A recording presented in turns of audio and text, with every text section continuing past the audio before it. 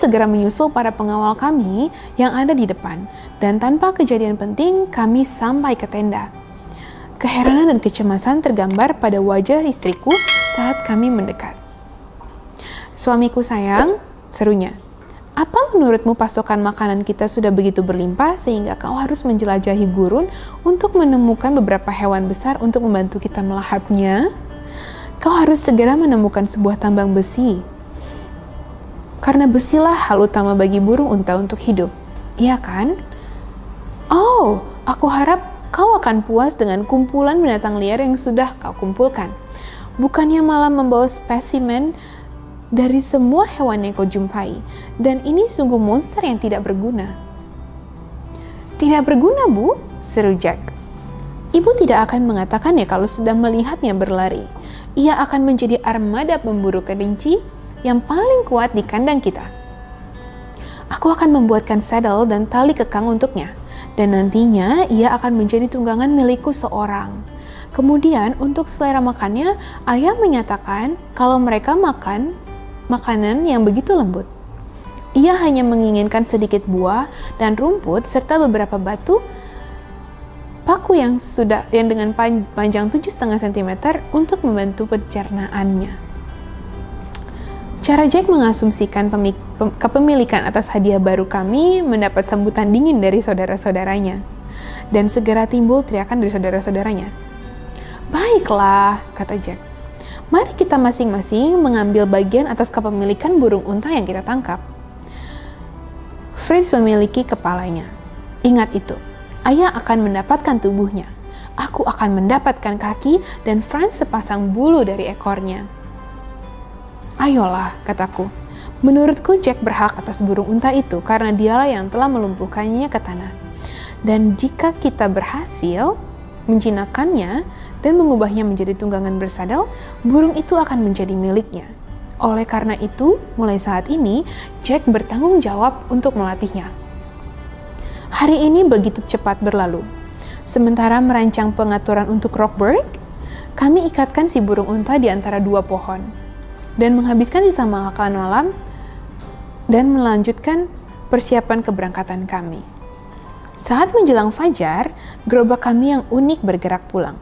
Si burung unta masih tetap sulit diatasi sehingga kami terpaksa membuatnya berbaris di antara Storm dan Grumble. Selagi para tunggangan yang gagah ini melakukan pekerjaannya, si sapi diikatkan ke gerobak yang bermuatan barang-barang kami. Ada ruang yang tersisa dalam gerobak untuk istriku. Jack dan Franz menaiki Storm dan Grumble. Aku menunggangi Lightfoot dan Fritz naik ke atas punggung Swift. Saat berada di mulut Gap, kami berhenti dan mengganti tali yang diikatkan oleh anak-anak pada bulu-bulu burung unta dengan tiang-tiang kuat dari bambu. Aku juga mengambil kesempatan mengumpulkan pasokan tanah liat putih, sehingga pada bulan-bulan musim dingin yang membuat kami tidak dapat bekerja, aku bisa mencoba keterampilanku untuk membuat porselen. Ketika mencapai ladang tebu, kami kembali berhenti untuk mengumpulkan daging hampe curry yang kami tinggal untuk diasap. Istriku memintaku untuk mengumpulkan beberapa bibit dari tumbuhan aromatik yang tumbuh di lingkungan sekitar dan yang memiliki aroma vanili.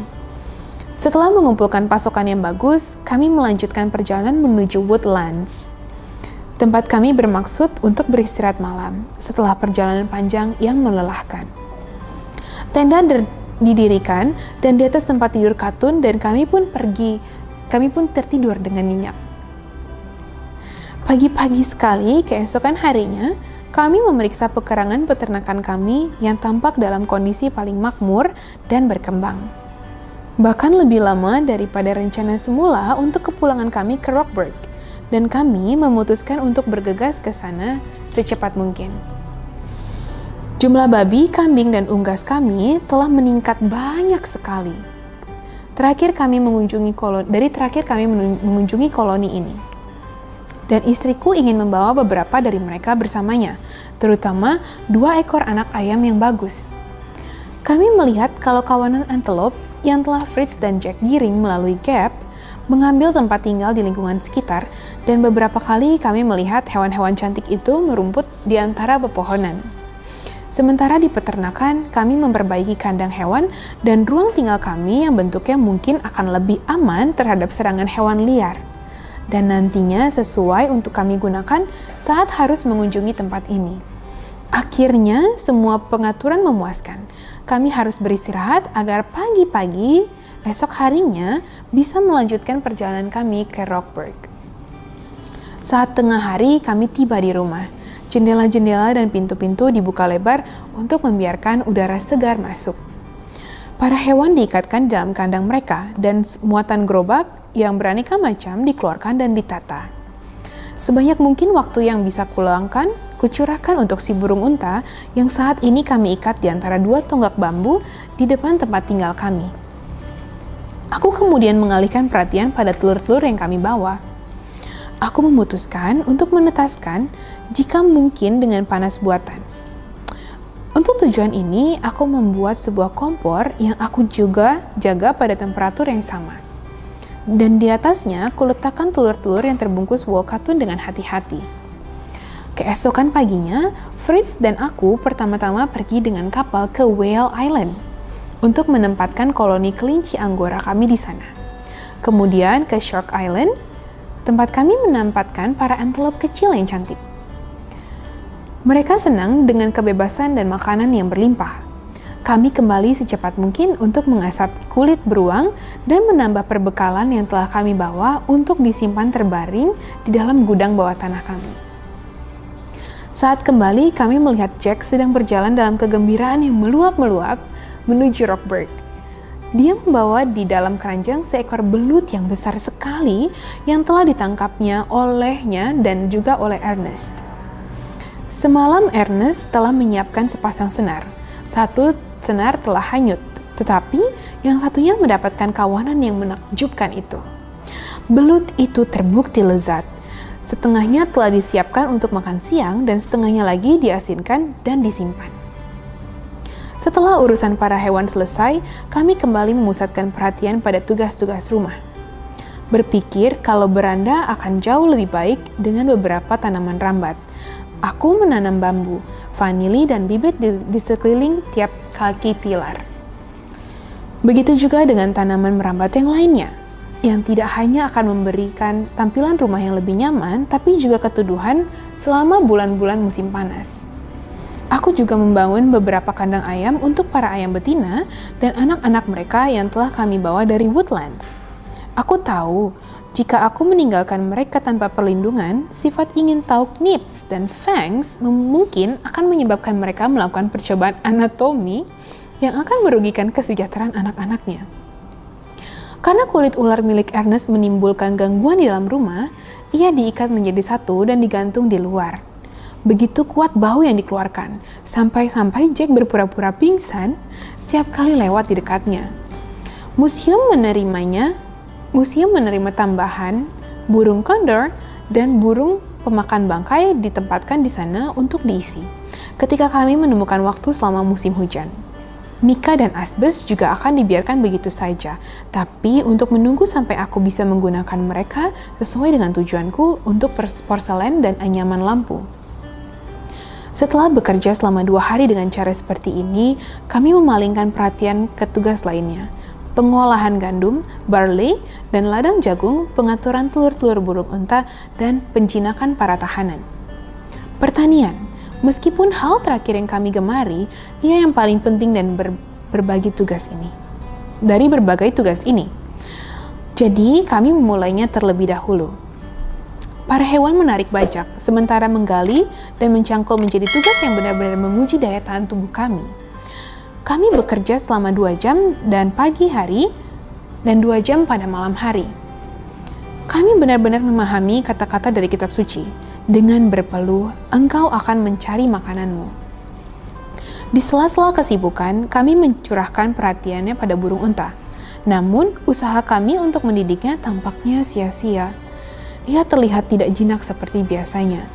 Oleh karena itu, aku memutuskan untuk mengadopsi rencana yang telah menaklukkan si elang yang sulit diatasi.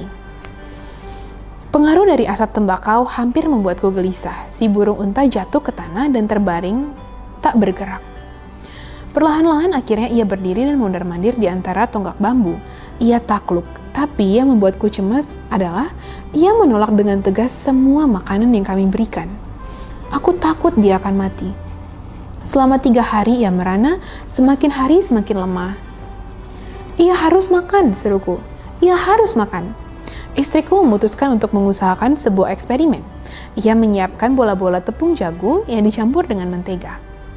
Salah satunya ia tempatkan dalam paruh burung. Burung itu menelan dan meregangkan leher panjangnya, terlihat mencari suapan kedua. Bola kedua, ketiga, dan keempat mengikuti yang pertama. Nafsu makannya kembali dan kekuatannya kembali pulih. Semua sifat dasar liar burungnya telah hilang, dan aku melihat dengan gembira kalau ia mungkin akan mulai pendidikannya secepat yang kami mau. Padi, jambu, dan jagung segera dimakannya, menyiramnya ke bawah, seperti yang diekspresikan oleh Jack dengan kerikil-kerikil kecil. Franz sangat terkejut dan aku menjelaskan kepadanya kalau burung unta itu hanya mengikuti nalurinya yang secara umum ada pada sebuah burung. Bahwa ia membutuhkan kerikil-kerikil ini untuk mencerna makanan, sama seperti burung-burung kecil yang juga membutuhkan kerikil.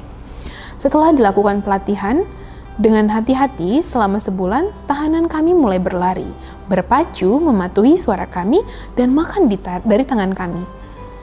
Dan terbukti kalau dirinya benar-benar jinak.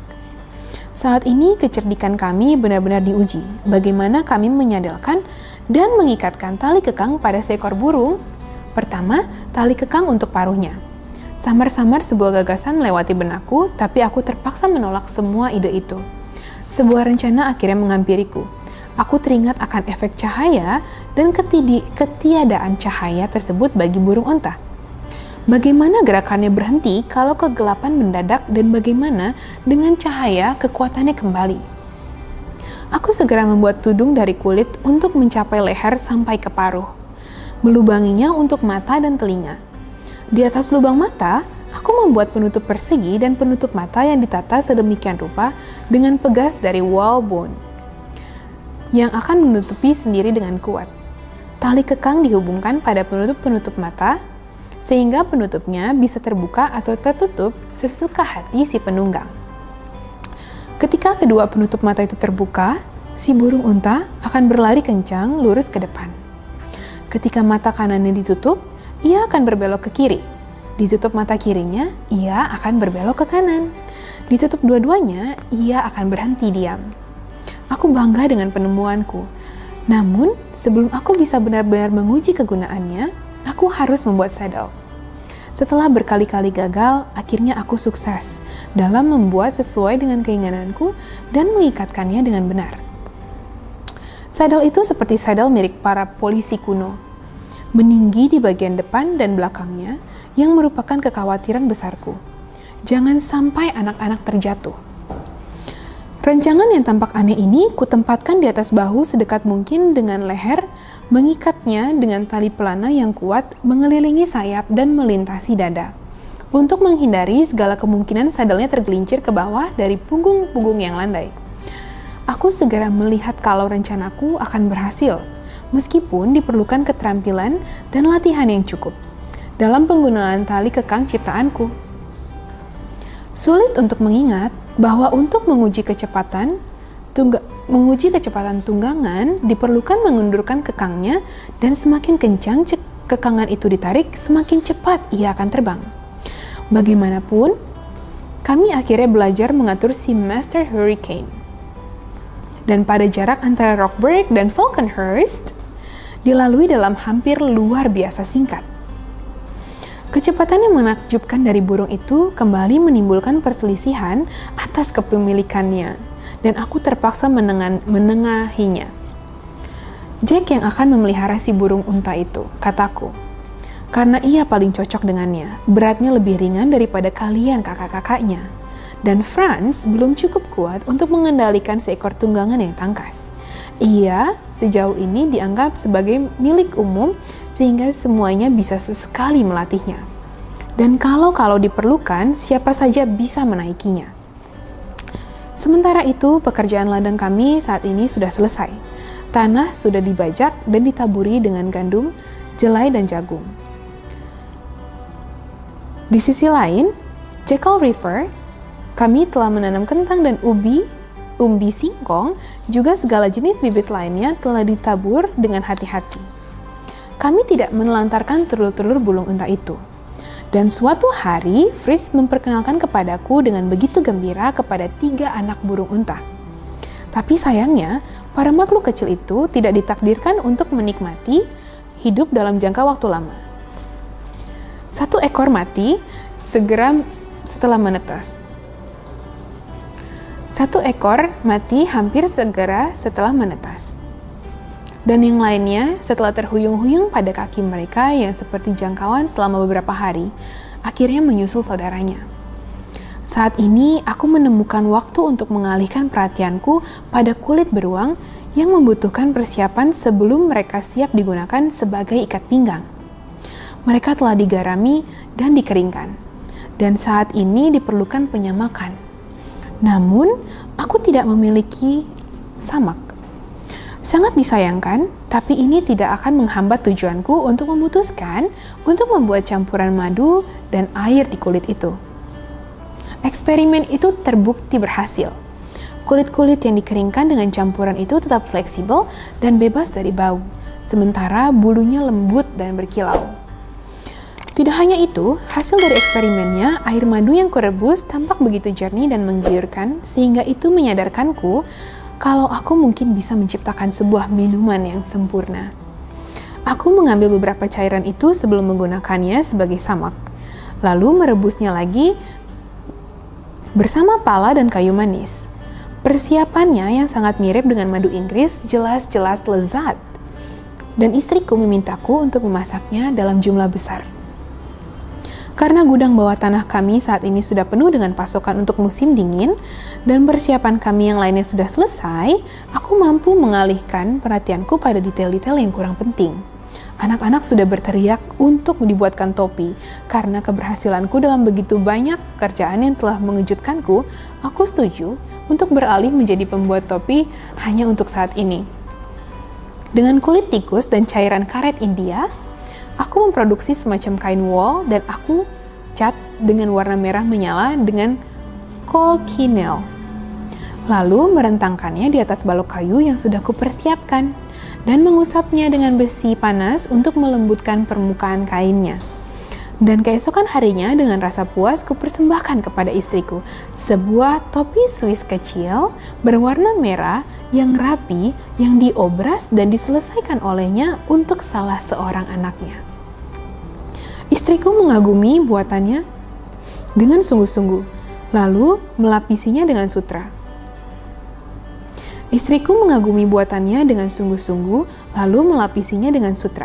Menambahkan lagi tampilan cerianya dengan menghiasinya menggunakan pita-pita dan bulu-bulu burung unta. Dan akhirnya menempatkan di atas kepala si kecil Franz. Semua orang sangat senang dengan topi itu sehingga semuanya bersemangat untuk dibuatkan yang mirip seperti itu dan memohon kepadaku untuk membuatnya lebih banyak lagi. Aku setuju untuk melakukannya, asalkan mereka menyiapkan bahan-bahan yang kubutuhkan dan menyarankan kepada mereka untuk membuat setengah lusin perangkap tikus sehingga mereka mungkin bisa menangkap tikus-tikus air di sungai yang berlimpah. Dan bulu mereka yang lebat dan berkilau akan memberikan kain wool yang mengagumkan. Setiap hewan kelima yang mereka bawakan untukku, aku katakan kepada mereka kalau itu harus menjadi milikku. Sehingga aku bisa memperoleh bahan topi untuk diriku sendiri dan ibu mereka. Anak-anak langsung menyetujui pengaturan ini dan mulai membuat perangkap yang semuanya dibuat untuk membunuh tikus-tikus sekaligus mereka karena aku tidak setuju jika ada hewan yang disiksa atau dikurung. Sementara mereka sedang sibuk, aku menyibukkan diri untuk membuat porselen. Pertama-tama, aku membersihkan tanah liat putih dan bedak dari semua benda asing dan membuat mereka siap untuk diadon dengan air ke dalam gumpalan tersebut yang lembut. Dan kemudian menyiapkan cetakan dari plaster gipsum. Persiapan ini akhirnya selesai dan cetakannya menampung lapisan tipis dari bahan porselen.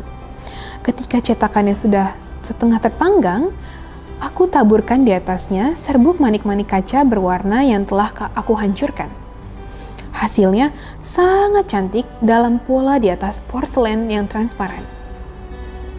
Beberapa bejana porselenku pecah karena panas kompor.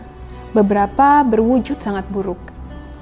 Namun, setelah berkali-kali gagal, aku berhasil memproduksi satu set cangkir dan lepek putih, sebuah kendi krim, sebuah tempat gula, dan setengah lusin piring-piring kecil.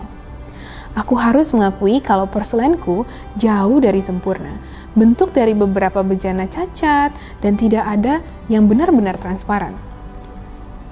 Meskipun demikian, penampilannya secara umum memberikan kepuasan besar.